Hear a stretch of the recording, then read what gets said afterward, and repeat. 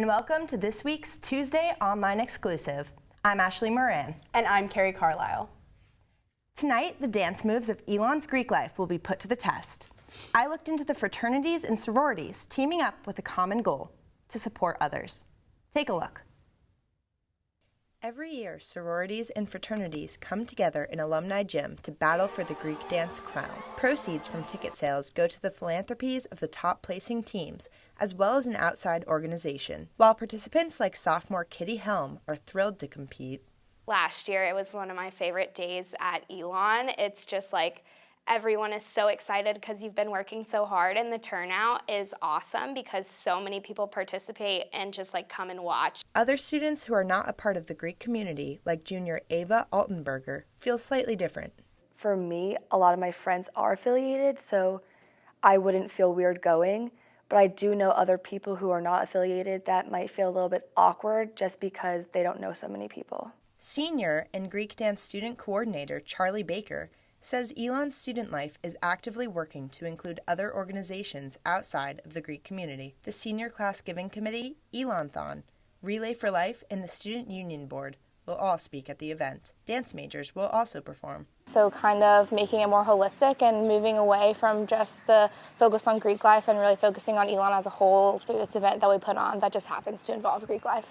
Baker emphasizes that the point of Greek dance is to give back to the community and to support philanthropies. Last week, they held a food drive and raised over 5,000 pounds of food for allied churches and Salvation Army.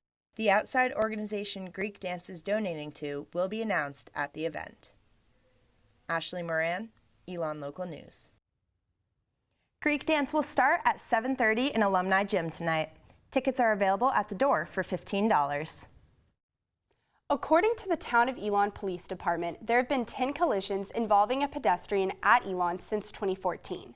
After 2 Elon students were hit by a car while crossing the street last Thursday, conversations of pedestrian and driver safety are starting again.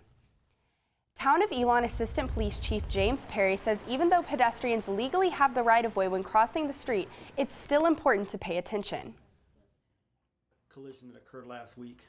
Those pedestrians had the right-of-way. They waited at the crosswalk like they were supposed to. It told them to walk, and when they walked, they were still hit because they weren't paying attention like they should have been. Says it's important for both the driver and pedestrian to be alert.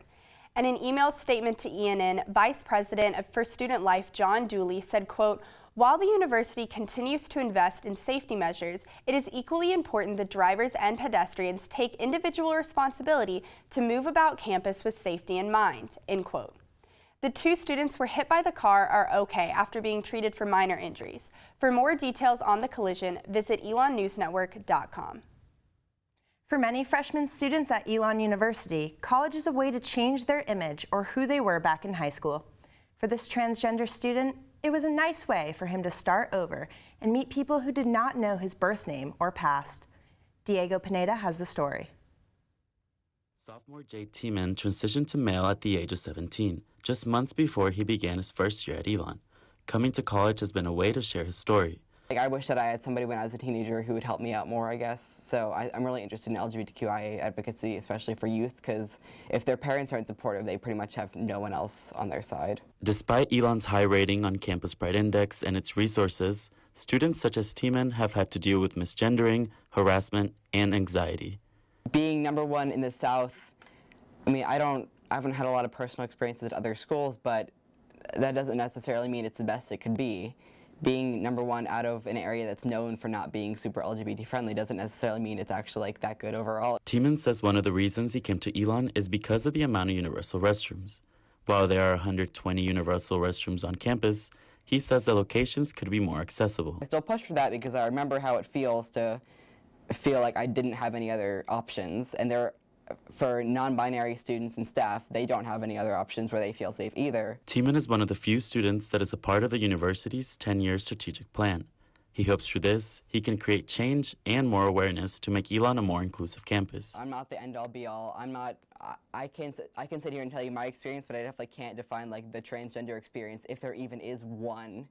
you know, it depends on where you come from. You know, I also have very supportive parents and families, so I feel like I can be more outspoken than other people because I do have those privileges to fall back on. So I feel like I have a duty to use those privileges for good. Diego Pineda, Elon Local News. For more about Tieman's experience, pick up a copy of this week's Pendulum.